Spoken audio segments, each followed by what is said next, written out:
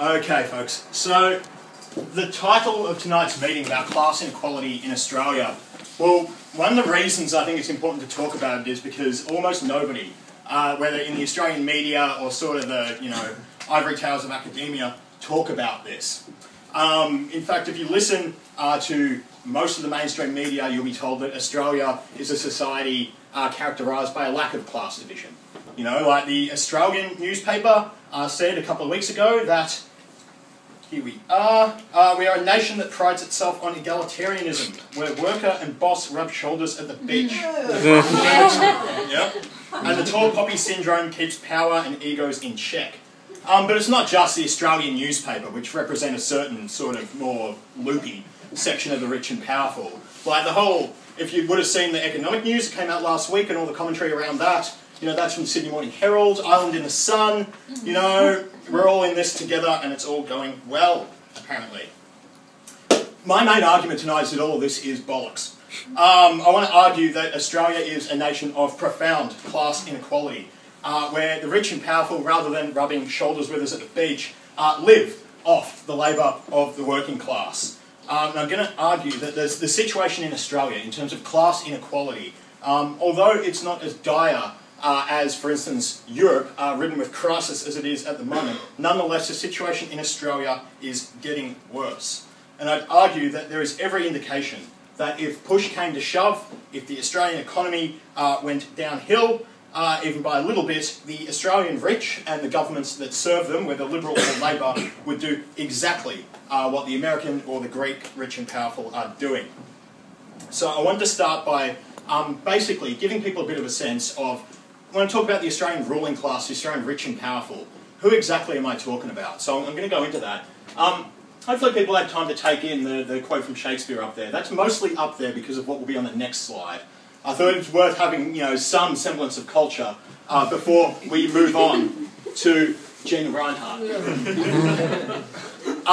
Because I wanted to introduce Australia's richest person, the world's richest woman, Gina Rinehart. And there's an example of her poetry.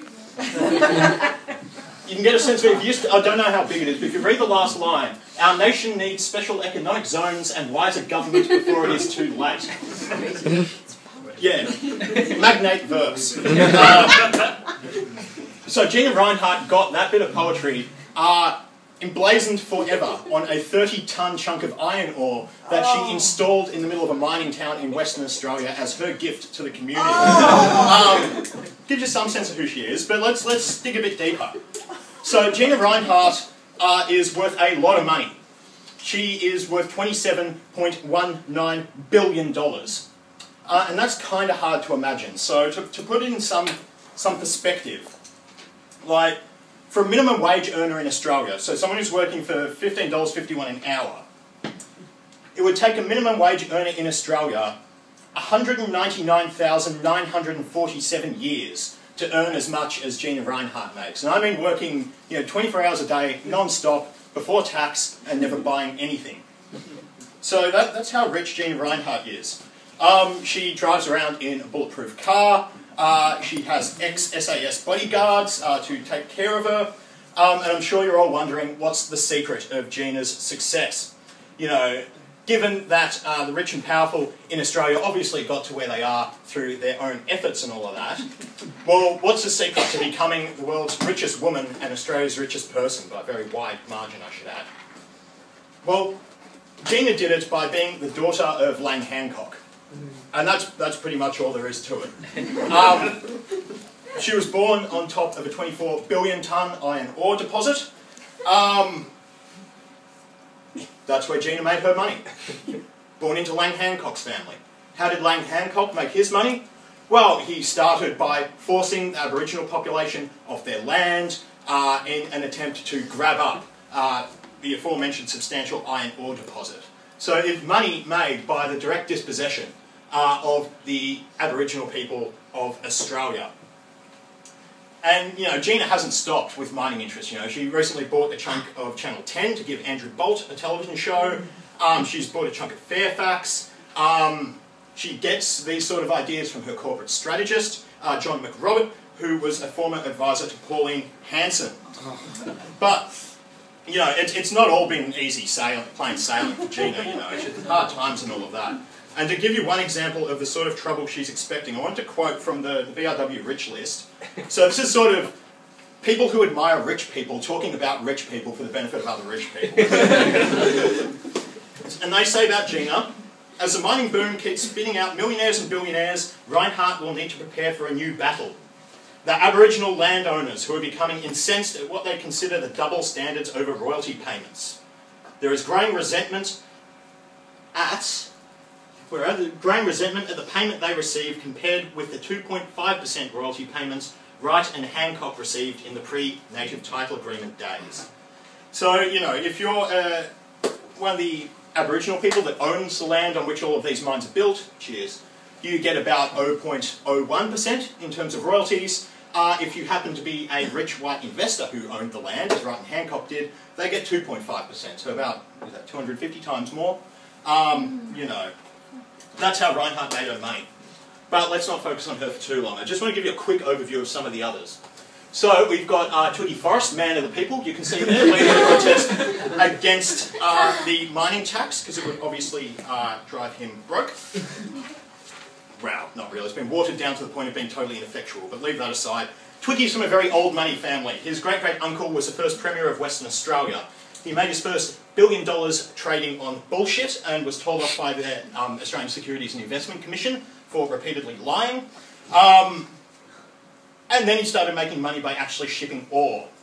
And, you know, I think one of the ways we should remember Twiggy Forrest and his, you know, entrepreneurship and all of that is in March 2007, Cyclone George hit the Pilbara where one of Forrest's mines were. The management of the mine had 17 hours notice that this cyclone was on the way, but they didn't want to evacuate because, well, the price of ore was rising, it would mean shutting down production, it would mean losing money. So they didn't order an evacuation, they told the workers to basically just shelter in their on-site accommodation. When the cyclone hit, Debbie Alexandra Till, a 47-year-old kitchen hand and mother of two, was killed when a dormitory literally flew across the mine site in the strong winds. And another worker died later in hospital from injuries. 16 people in total were also seriously injured. And for the record, you know, not to cause anyone to like Rio Tinto or BHP Billiton, but they also had mining camps that got hit by the same cyclone. Their accommodation was cyclone-proof, so nobody died, no one was even injured at Rio Tinto's mining camp. At Fortescue Metals, they cut costs. So you don't cyclone-proof anything, you don't bother building expensive buildings, they're just to house the workers after all, and people die.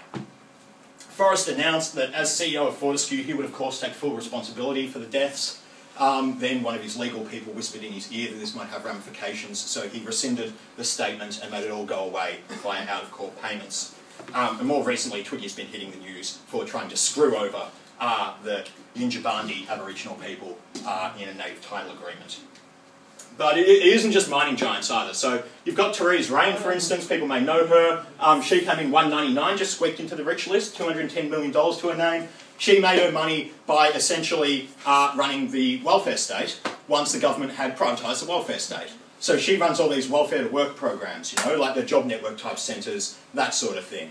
She's also quite big in Britain, where they're doing exactly the same thing. They're slashing government expenditure on welfare, they're hiving it off to rich shits like Therese Rain, who make money off, well, essentially human misery in terms of trying to either force people off the dole or force people into jobs that they otherwise wouldn't work at. And I want to end with everyone's favourite Clive Palmer. Because, you know, Palmer gets a tough rap. He actually had quite a hard childhood. He grew up in Williamstown in Melbourne. Not a super rich area particularly. And he remembers, you know, the hard days where, you know, in the private theatre, which his father owned, inviting the neighbours round, you know, they had to make do with only 2 courses sometimes. And Clive Palmer is sort of the farce of the Australian rich and powerful, isn't he? He was named a national fucking treasure by the National Trust in Australia, to which the chair of the National Trust, who was named by the New South Wales branch as a national treasure, the national chair of the association that did it said, "This is not a nationally endorsed decision at all. I am telling you as chairman, this is not auspiced by the National Trust nationally," which is quite nice. Palmer owns mineralogy, made billions and billions and billions of dollars. He's worth about 3.58 million. He hasn't paid tax since 2007, though he's obviously not doing it too tough. He had 700 grand to give to the coalition in 2010 to help him along the way. He bought the Gold Coast United Football Club in order to improve his image in China, because apparently they're quite fond of soccer. And he turned up to the first game after flying in his private jet, and then switching at the local airport for his private helicopter, which had taken to the ground. His licence for that's been revoked, thankfully. But he's also been appointed an adjunct professor of business at Deakin University, which I think tells you something about the universities in Australia. And he recently announced that he's going to rebuild the fucking Titanic. Cheers. So look, that's enough of that. But I just want to give you a sense, though, that, well, actually all the stuff around, you know, native title and all of that, all the stuff around the deaths at Forrest's, you know, mines, all the stuff around Therese Rain growing rich, of the fact that the welfare state has been dismantled, all the things that used to be taken for granted are now for-profit services that make these people rich. Well, I wanted to give you a sense then that, well, we're not just talking about inequality when we talk about class inequality. Actually, what we want to get at is that there's a real antagonism there, where it's not just that, you know, Clive Palmer's got 3.85 billion or whatever and I don't. No, it's much worse. It's the fact that, well, Clive Palmer made his 3.58 billion by doing everything he could to make sure that the people who dug the mines, who brought the ore out of the mines for him, got as little as possible. You know, Andrew Forrest made his money by ensuring that Aboriginal people never got a fair share of anything, as did Gina Rinehart and her family. Therese Rain made her money by profiting from the destruction of what was once a right. In terms of whole sections of welfare and support. At the heart of the class inequality in Australia, there is exploitation. You know, it reveals the Packers, the Therese Rains, the Palmers of the world to be parasites. And parasites in a real social sense of the word. In that, well, I'll take another example, the Baiada family.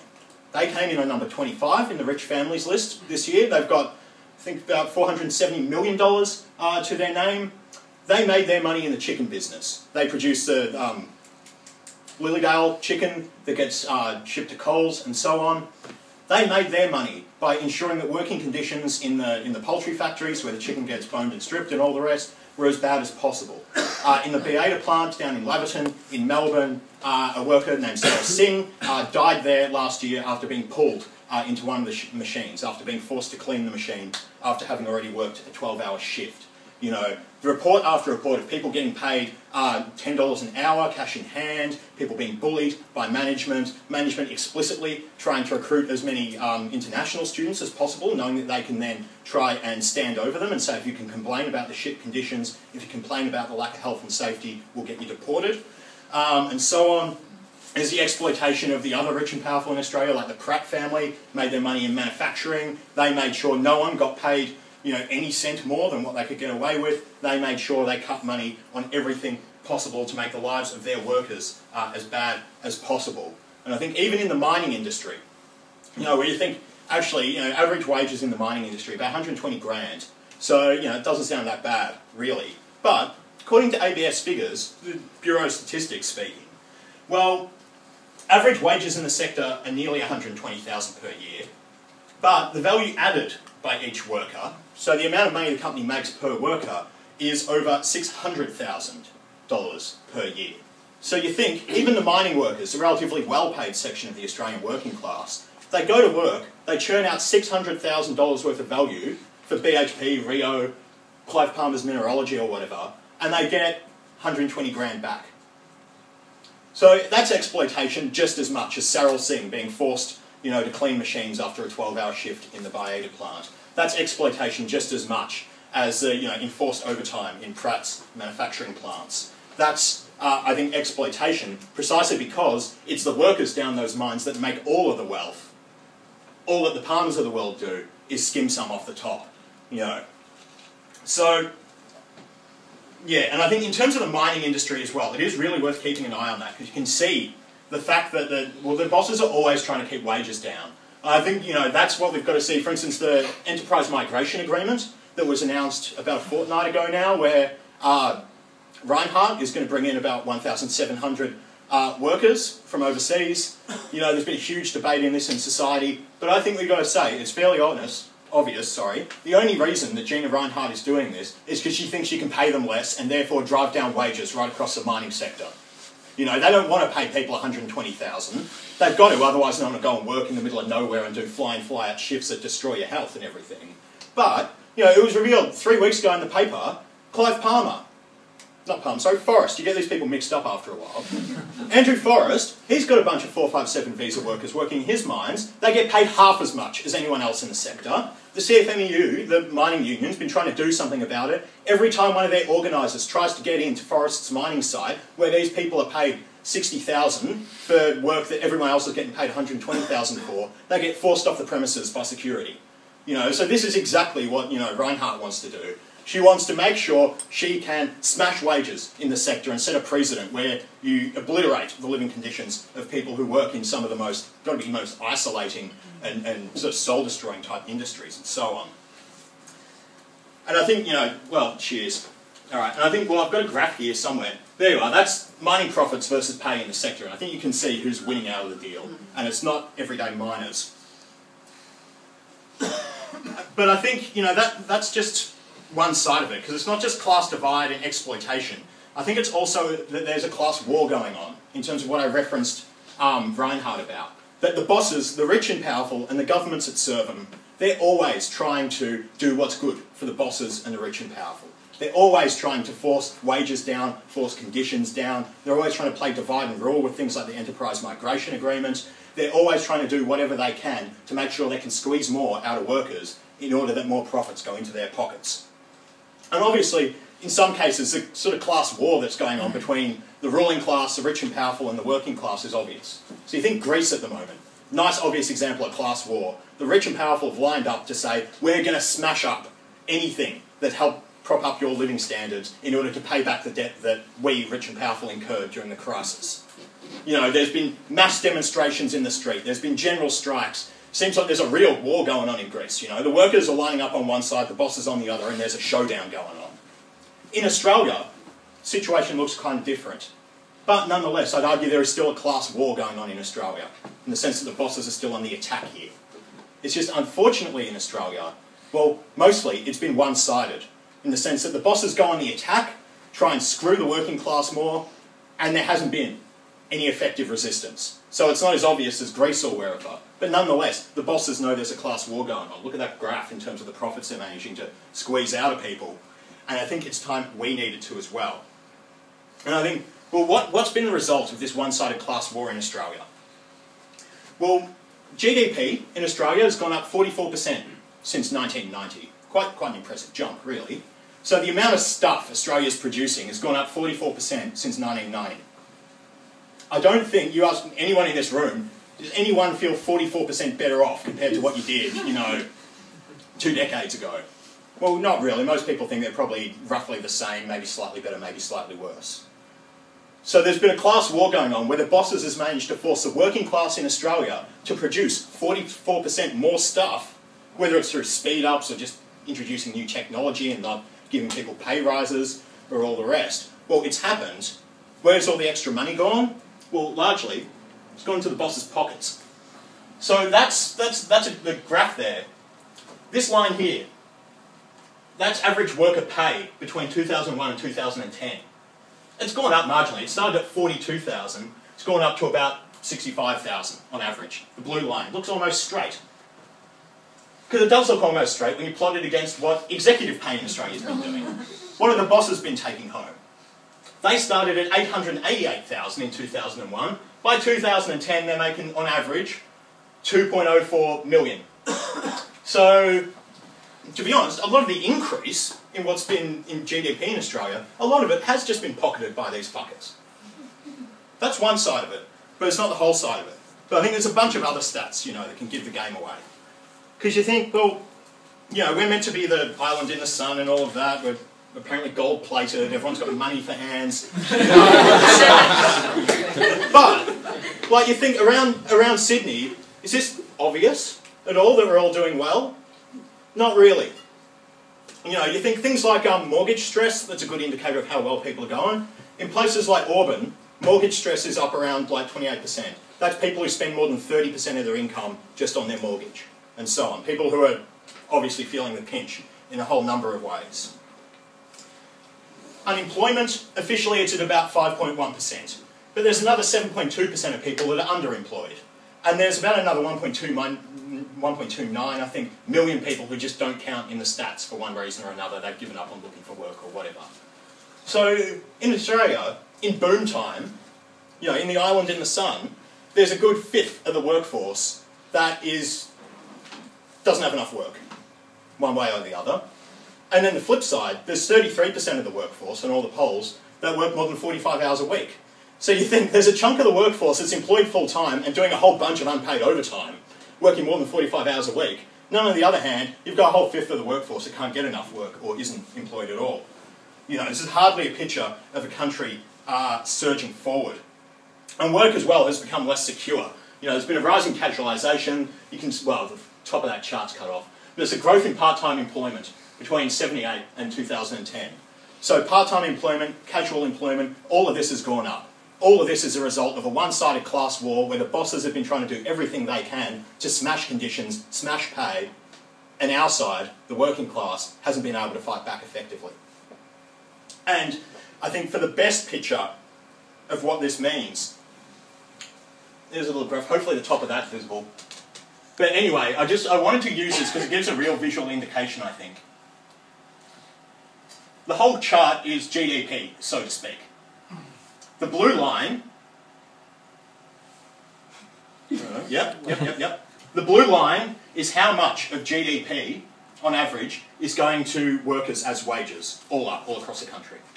So, you know, about 1975, about 57% of what the country produced ended up going back into the pockets of the working class to spend on whatever people wanted, you know, maybe pay off that mortgage. Whereas the bosses, conversely, they were down to about, what, 34%? They only got 34% of what the country made in 1975. And you think, considering there's not many of them, that's still quite a bit. But nonetheless, but over the years, what's happened? Well, the amount of total GDP of the country that goes to workers has gone down. And the amount that's gone to bosses has gone up. I think that's the overall illustration of a squeeze going on over decades. You know, you think neoliberalism kicks in, the bosses start privatising, they start attacking, they start cutting back, they start grabbing more and more of the pie for themselves, we end up with less and less, life gets harder. That's what's been going on. Well, I think it obviously begs the question then, well, how do we fight back? How do we get back to the 1975 type thing, where we're squeezing the bosses and the rest of us can live a better life? Well, I think the first way to do it is industrial action. You know, we need to rebuild unionism in Australia. We need to rebuild the fighting capacity of the working class. Because there's something real interesting about these two graphs. This is over the same time period, 1960 to 2007. That's 1960 to 2007. No, 2010 there, yeah. Oh well. Anywho, 1975, when the bosses were really getting squeezed, when more and more of the nation's wealth was going to workers, what was happening in terms of strikes? Yeah. That peak there, that's when Gough Whitlam got sacked. But anyway, so I think there's a fairly direct correlation here between when the working class is prepared to fight, is prepared to flex its industrial muscles, we've been able to push back against the rich and powerful. We've been able to push back against the class divide in Australia. And I think, you know, in some ways it's never been more urgent. If you saw the budget that came out in New South Wales today, 10,000 public sector jobs are going to go, on top of the 5,000 they already have got rid of. 15,000 workers out of a job in New South Wales. You think, well, they're privatising Port Kembla, for instance, more of the cutting stuff up and selling it off from the public purse. They've already decided to privatise electricity. You know, they're investing some pitiful amount in education that's going to take things massively backward. The state government's already announced a whole raft of attacks on education, and so on. So it hasn't ever been more urgent in terms of needing a fight back, needing to be able to get back to those sort of levels of industrial action. And you think, well, why are strikes so effective? Well, it's precisely because workers are the ones who create all the wealth. We're the ones who make the world turn around. We're the ones that dig up, you know, the ore for Clive Palmer. He's not going to go down a mine. When people aren't working, people like Clive Palmer start to panic. You start to put pressure on them. So I think, obviously and definitively, we need to rebuild the strength of the organised working class movement in Australia, the union movement in Australia, but I think we need to go further as well. But I just wanted to say, though, that I've painted a sort of gloomy picture, cheers. But it's not all doom and gloom, So the strike rate's been going down, but it's not like nothing's been happening. Earlier this year, there was quite an impressive dispute down at that Baiada plant I mentioned. The Baiada family, well, they lost a bit of their riches earlier this year, actually. I think it was when it was, all signed over finally. But the Baiada family, the people who own that chicken plant that killed that worker, well, the workers in that plant stood up for themselves late last year. They stood up and they fought back. They were a group of workers that no one thought would stand up and fight back. Largely migrant workforce, a lot of people didn't speak English, had trouble communicating and all of that. Nonetheless, unionists fought. They managed to cohere the workforce to come out and stand up for their rights. They managed to stand up to a massive police attack on the picket line, where the riot police wanted to try and come in and physically smash up the picket line to get production restarted. They stood up to it all, they won, and they got better conditions out of it. They turned around that little trend for their little section of the world in Laverton in Victoria. So it's possible. I think if you want to read more about that, we've got this wonderful little pamphlet on that particular dispute, which I really recommend people get a hold of if you haven't, because it's real lessons in terms of how can we implement any of the stuff I'm talking about. But it hasn't just been there. A couple of days ago in Victoria, biggest strike of teachers, I think in Victoria's history, as far as I know. They packed out, I'm not actually sure what the High Sense Arena used to be called, but that's the High Sense Arena. It's packed out with 11,000 nurses. It's, teachers. It's been a long day. Packed out with teachers who then proceeded to march down to the Parliament and all of that to send a clear message to the state government there that they were going to stand up to any further attacks on their rights. They were going to stand up and they were going to push back. Tomorrow in New South Wales there's going to be a massive union demonstration, hopefully massive union demonstration, starting 12:30 down at the State Parliament as a way to send a message to O'Farrell here that we're not going to sit down and take the attacks that they're pushing through. Sit down and take all the attacks on workers' compensation, on the public sector, their attempts to cap people's pay at 2.5% and everything. We've got to send a message that we're going to fight back. And if anyone's free tomorrow, I reckon get down there, 12:30 to the State Parliament, and help be one of the people in hopefully a massive crowd outside Parliament telling O'Farrell that you're not going to take it. We've seen in the Bowen Basin in Queensland, massive strike movement lasting over 18 months now on and off, against BHP Billiton, mining giants. The mining giants that seem like they're invulnerable, They seem like nothing can hurt them. They're pocketing billions of dollars. They just turned over a record profit and so on. They've been forced to lose $20 billion because the miners in the Bowen Basin had stood up to them. BHP had been trying to force more people to do fly-in, fly-out work and everything. The workers said no, we demand a decent life. It started to put the world's biggest mining giant, BHP Billiton, under pressure, This sort of thing happened against Clive Palmer. Well, it'd be nice to see. I think he might scrap his ideas to rebuild the Titanic, because it looked like it'd go the same way as the first one. But, just to top this all off and I think finish the whole discussion in a way, there has been a problem. I've described some quite nice examples of people fighting back. But the problem is that so far, they've all been sporadic. They've all been individual. The Baiada workers fight over here, and then a few months later you get something with the teachers in Victoria. And then, a few months before that in Queensland, the coal workers go out and all of that. In order to actually turn the tide on what has been a quite successful bosses' offensive over the years, well, we need to go further than just individual strikes and individual sort of attempts to fight back. We need politics and organisation to say that the working class movement needs to generalise its attempts to fight back. Back in 1975, when that strike rate was huge, there were plenty of people around the place who knew all the stuff that I've said tonight. They knew the bosses make all of their money off our work. They knew that if we stand up united, we can fight back. They knew that if you stood up to the boss, you can beat them. I think that sense has been eroded over, 30, 40 years in Australia. That's what needs to be rebuilt. So that next time when the Baiada workers go out, they're immediately joined by a bunch of other workers around Laverton that think, well, actually, if someone goes on strike, you're bound to support them.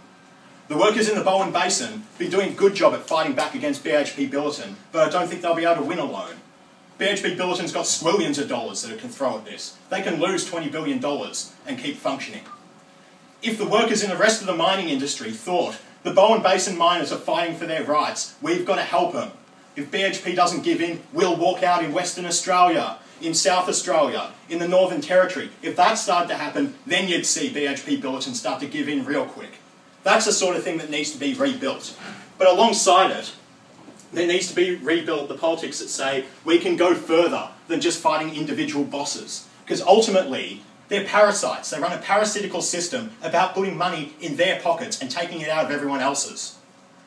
In Greece, things are at a much higher level, obviously, but it's raised the question of can capitalism, the system that's about the rich and powerful living off the rest of us, obviously morally it can't continue, but can we even let it continue in a situation like Greece, where they're literally driving people's living conditions back 30, 40 years?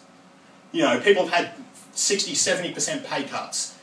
Social security is a thing of the past in Greece. But people have fought back, and it's raised the question of, well, when people fight back, can you take the struggle a step further than just pushing back one attack?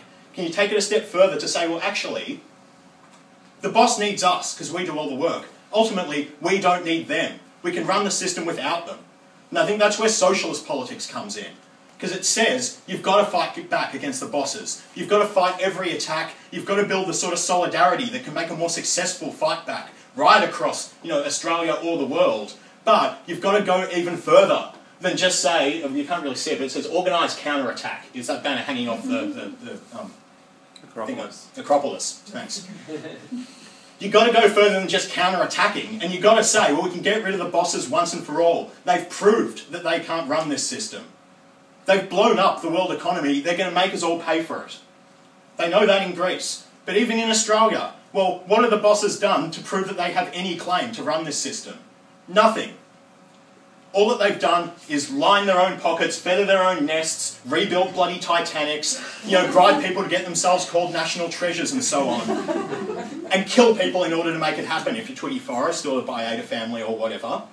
So they have no right to run this system. Ultimately, I think we can run it better than all of them do put together. If we had genuine democracy, both economically as well as politically, you know. Because right now, Labor and Liberal, they jump at anything that the bosses say, you know. Labor's fallen over themselves to ingratiate the rich and powerful. That's what they've always done.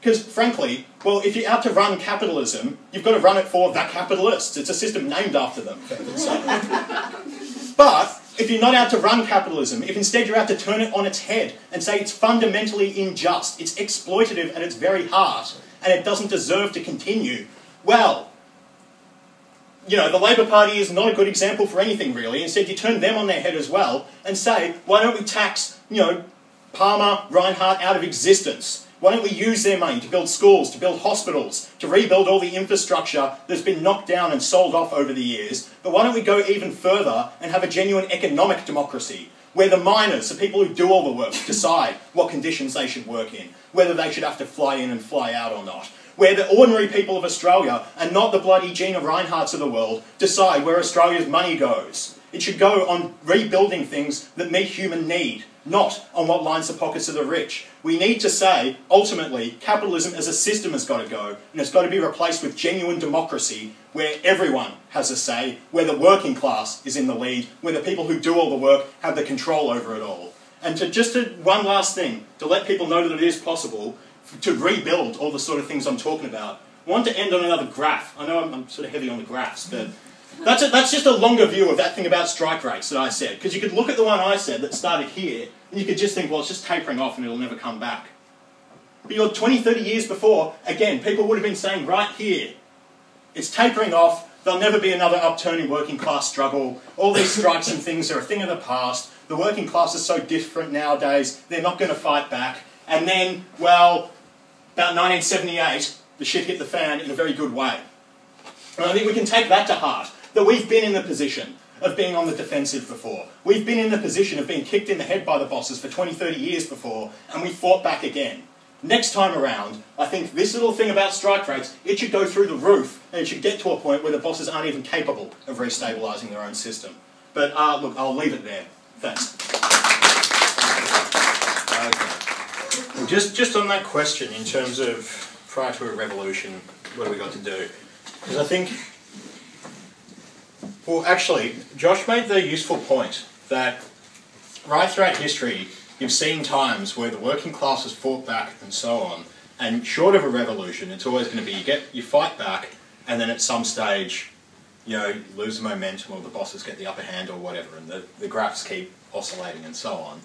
But the point I more wanted to make was what to do short of a revolution that can make those graphs totally irrelevant, and have a world run by ordinary people. Because every time there's been an attempt to rebuild the strength of working class organisation, whether in Australia or around the world, well, it's had to start somewhere. And as far as I'm aware, I can't think of a single example where the impetus for starting to rebuild the strength of the working class, rebuild the fighting capacity of the working class in terms of, you know, the understanding more broadly in society that if you don't fight, you lose, that solidarity is strength, that you've got to stand up for your rights and so on, that withholding labour, going on strike is the most effective weapon you have. Every time that's been rebuilt, it's usually started by ratbags on the radical left, to put it nicely, you know. In the 1930s in Australia, out of the Great Depression, you know, the trade union movement was in a very bad way. It's Great Depression, 30% unemployment and so on.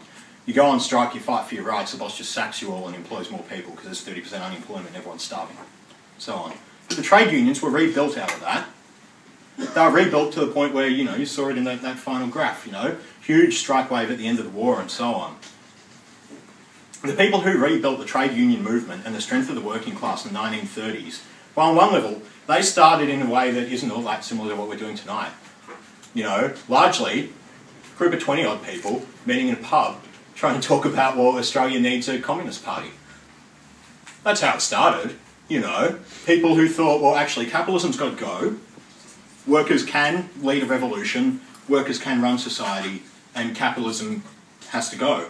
So we better get organised. It was those people that played a leading role, that was what kept them going. The idea that, well, actually, we can fundamentally change society. It's not always just going to be, you know, you win some, you lose some. Ultimately, we can win, and win in a serious way. Well, that was what kept them going throughout the 1930s, when it looked like, well, actually, everything's falling apart and we don't seem to be winning. The exact same thing in the late 50s and the early 60s, before that huge jump in strikes and so on that was on the graph. Well, who were the people that coordinated the thing that sparked all of that off? The smashing of the work choices of the 1960s, the penal powers. The people who sparked all of that off were, by that time, the thousands of militants around the country, most of them in and around the Communist Party, largely.